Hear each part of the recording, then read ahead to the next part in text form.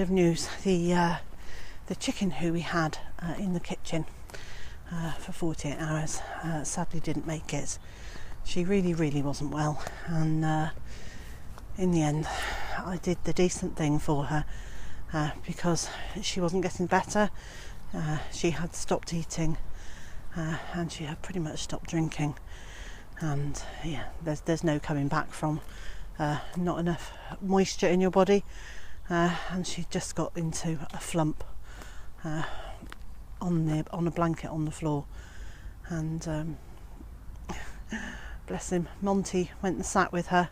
He could obviously sense that she wasn't well, and he went and sat with her, and he had a wash, and then he didn't quite cuddle up to her, but he almost did.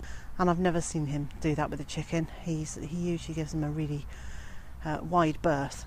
He's quite frightened of them, so I think he must have sensed that she was really not well, so he went and sat with her for a little while, which was very sweet, but in the end we made the decision that actually we couldn't let her suffer, so that's one less chicken, which is all a bit sad. Anyway, back to the bean beds and the cabbages. So I decided actually to put the cabbages in the very first bed in the vegetable garden, so the first one we come to. So here they are, little tiddlies, but they're in, and there's 10 of them. I bought as starts from the garden centre, and they're in, and I will put the purple kale that I've got at that end on the other side of the arca there, and then this can also be a cabbage bed for the winter, and I may well sow some spinach or something else in the space between the cabbages, because there's a space here that I could use, but it will all be chicken food for the winter. And then down in the bed where the beans have just come out, I'm going to put overwintering onions. I'd almost forgotten I had them, but while I planted the cabbages I took them out of the box and thought, what are those? Oh, those packets of onion sets underneath the plants, so I had forgotten I had them. But they will go in at that end, and they should do very well down there. Beautiful blue skies we had this morning are starting to look a little more ominous, and I suspect there might be a bit of rain on the way. See, beautiful blue skies, and then these kind of slightly angry clouds. And literally the moment I said that, I started feeling the rain spots, so I'm heading indoors.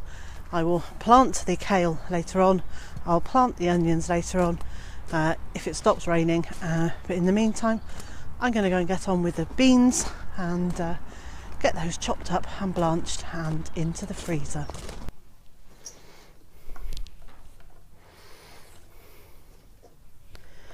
I'm beginning to feel like I spent quite a lot of my life standing here chopping at beans, but I'm going to be so pleased when they're all done, and I'm going to be so pleased in the middle of winter when we have got fresh tasting beans straight from the freezer onto our plate, and to know that they've come from the garden will just feel fabulous.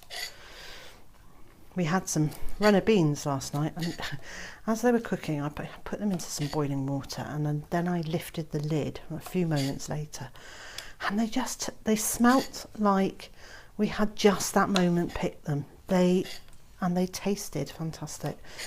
So I'm really pleased with the frozen runner beans, and I'm hoping that I will feel equally pleased with these. I mean, these are, look at, so they're round in profile, as opposed to the flat podded yellow beans, which are, well, as the name suggests, they're more flat. But this is not this is really not a terribly exciting job either to do nor to watch, so I'm going to carry on with this, and before this video goes up online I will make sure I've put the total amount that I have got into the freezer, together with the other things I've harvested today, and the total will be up on the screen as usual. And so, wherever you are in the world and whatever you've got planned for today, I hope it's going to be a good one for you, and I also hope you can join me again tomorrow.